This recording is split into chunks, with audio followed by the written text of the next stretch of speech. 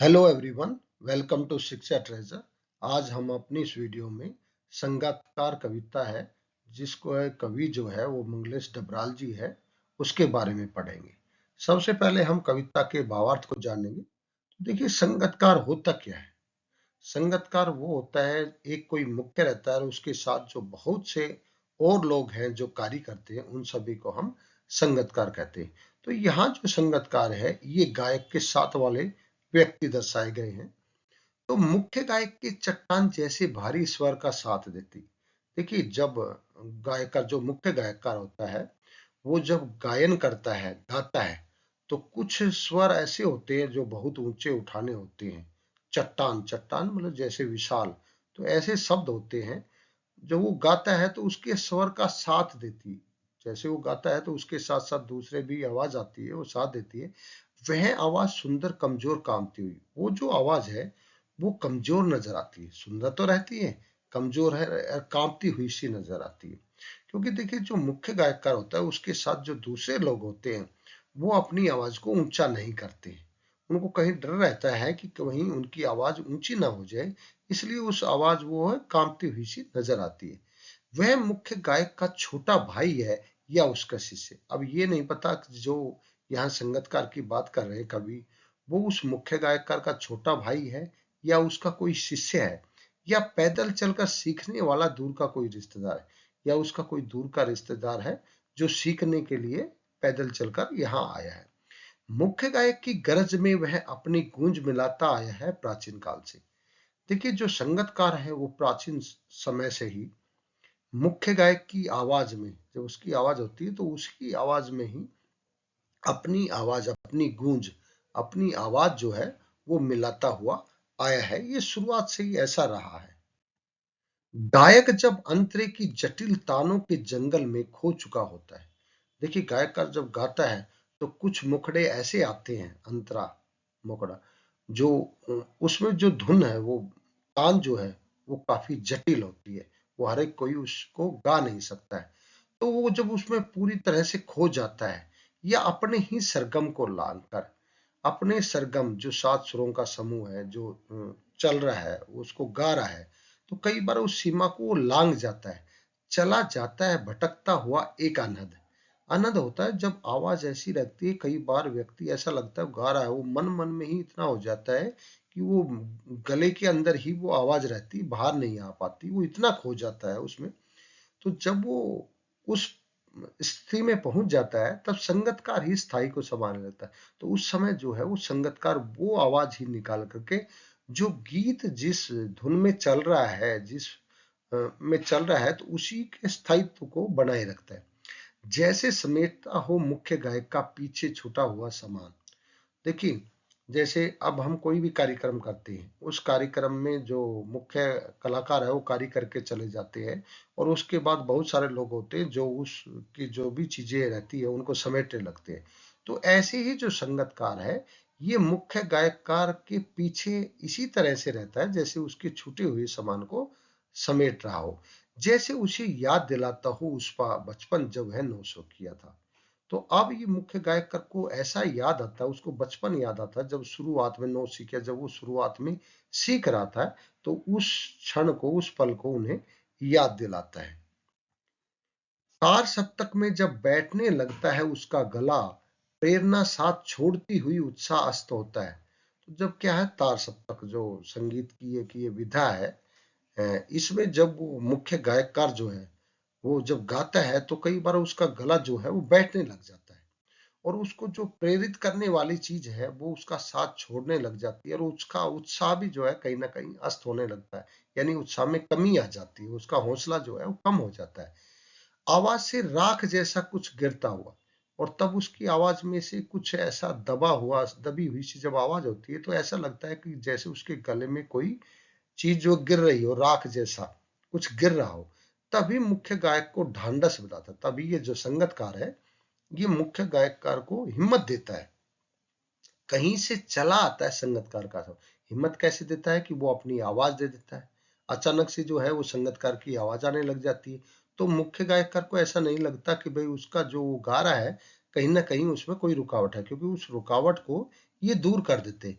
कभी कभी वह यूं ही देता है उसका साथ, और कई बार तो मतलब ऐसी परिस्थिति भी ना हो तो भी संगतकार जो है उनका साथ देते रहते हैं।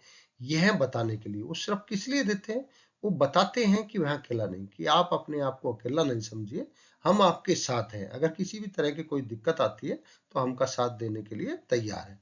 और यह कि फिर से गाया जा सकता है गाया जा चुका राग, और मुख्य कहकर ये समझे कि यार वो जो जो गा रहे हैं उसमें वो रुकावट आ गई और वो अब नहीं गा पा रहे हैं उसको, तो ऐसा नहीं।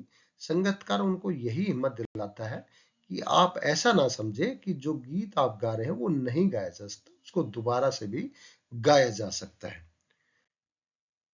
और उसकी आवाज में जो एक हिचक साफ सुनाई देती है, या अपने स्वर को ऊंचा न उठाने की जो कोशिश, उसे विफलता नहीं, उसकी मनुष्यता समझा जाना चाहिए।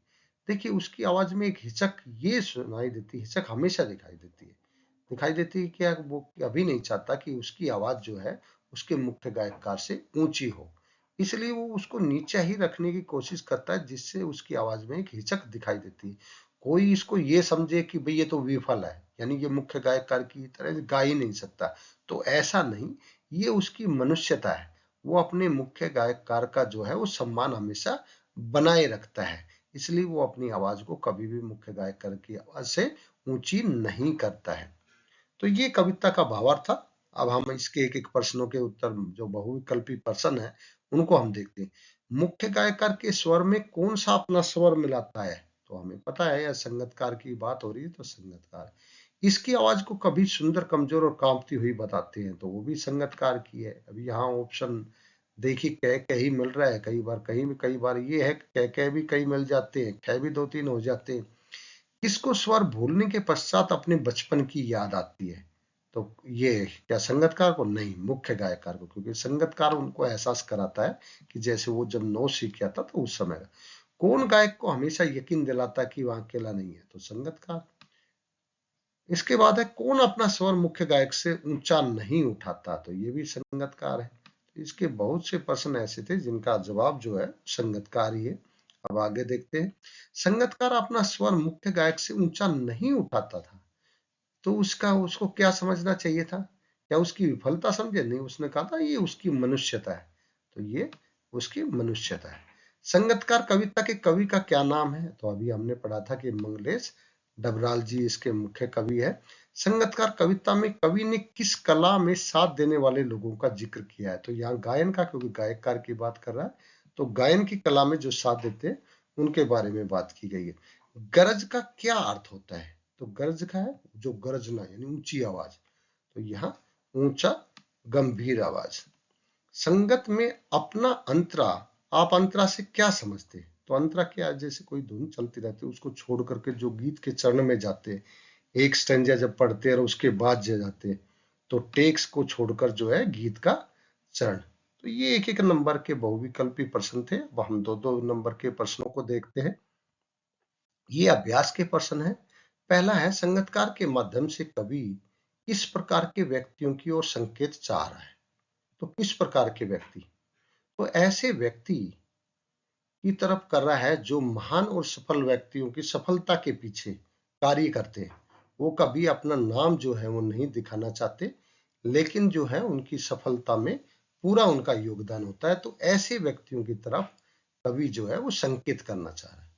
संगतकार जैसे व्यक्ति संगीत के अलावा, अब आप किसी भी क्षेत्र में देखिए, शिक्षा के क्षेत्र में काम करते हैं, मान लो शिक्षा में अगर रिजल्ट अच्छा आ रहा है तो उसमें विद्यार्थियों का भी योगदान है, टीचर का भी है, और बाकी जो है उनका भी है।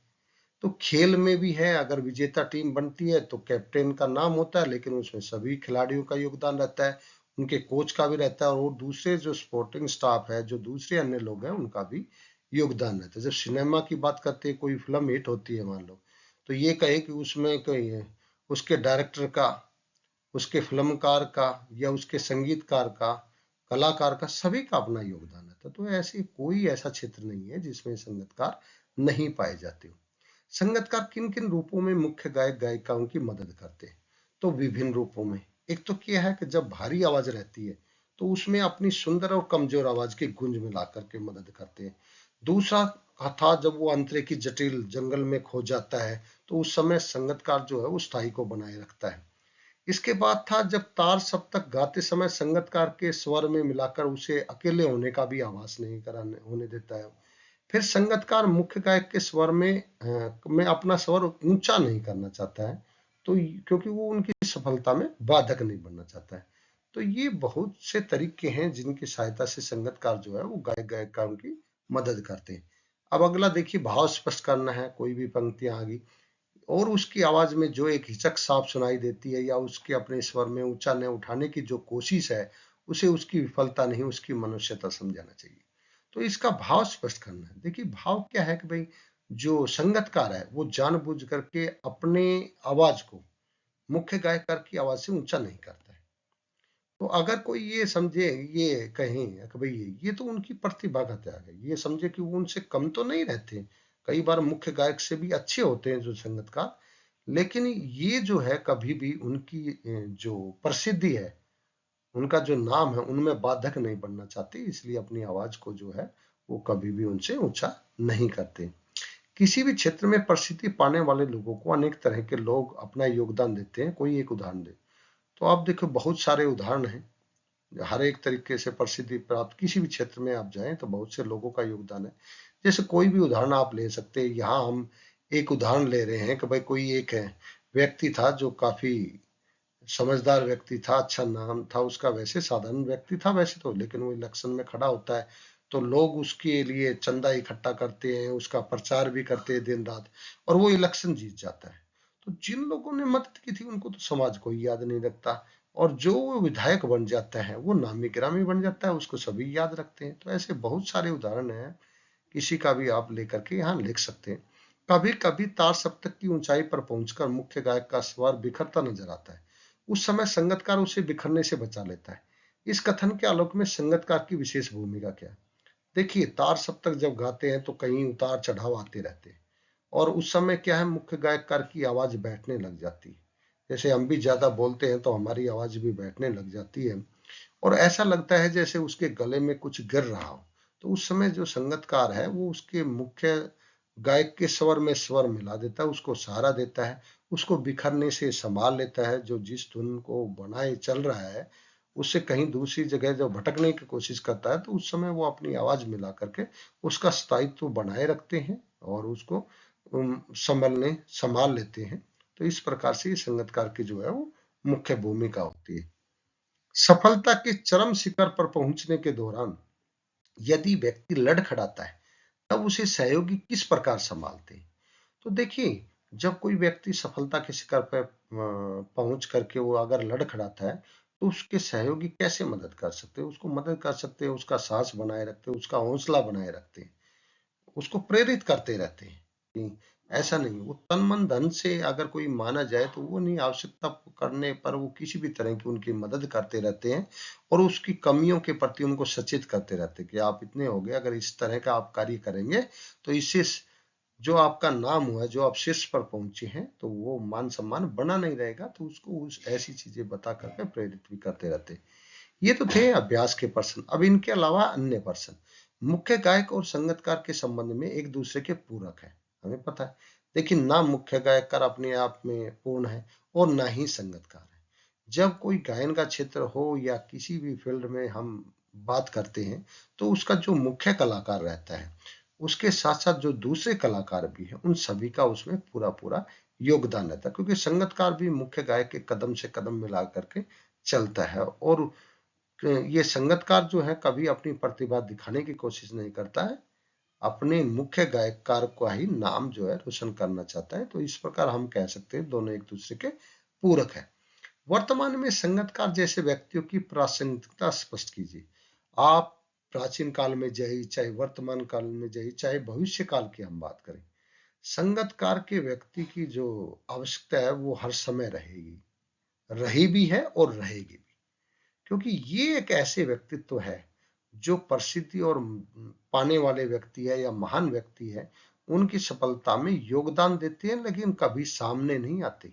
ये अदृश्य ही योगदान देते रहते हैं, ये पर्दे के पीछे रहते हैं और जब तक वो पूरी तरह से सफल नहीं हो जाते तब तक उनका अच्छी तरह से जो है योगदान देते रहते हैं, लेकिन अपनी प्रसिद्धि पाने के लिए ऐसा कुछ नहीं करते। संगतकार कविता का प्रतिपाद्य, प्रतिपाद्य का मतलब इस कविता में ऐसा क्या रहा है। तो ये देखिए, संगतकार कविता में जो मुख्य रूप से है वो प्रकाश ऐसे व्यक्तियों पर डाला गया है जो मुख्य जो व्यक्ति रहते हैं गायन के क्षेत्र में हो या किसी भी क्षेत्र में हो, उनका वो उनके प्रसिद्धि प्राप्त कराने में उनके पीछे जो है उनका पूरा योगदान रहता है, लेकिन वो कभी अपनी इच्छा नहीं रखते, अपनी इच्छाओं की वो बलि देते हैं हमेशा। और जो मुख्य व्यक्ति रहता है, मुख्य गायकर मानो या मुख्य जो भी किसी भी फील्ड की बात करते हैं, उनका हमेशा वो उत्साह बनाए रखते हैं, उसको कभी अकेलेपन का एहसास नहीं होने देते। तो ये मतलब अपनी वो महत्वाकांक्षा को त्याग देते हैं। और ये अगर कोई कहे कि भाई ये उसकी कमजोरी नहीं है, ये उसकी मनुष्यता का वास्तव में अनूठा उदाहरण है। तो ये इस कविता को हमने संगतकार को पढ़ाया, उसके भावार्थ को जाना और उससे संबंधित एक एक प्रश्नों, एक एक अंकों के बहुविकल्पी प्रश्न जो परीक्षा में आते हैं वो हमने पढ़े। फिर जो दो दो नंबर के प्रश्न आते हैं उनके बारे में भी जाना। तो आज की हमारी वीडियो में बस इतना ही। Thank you.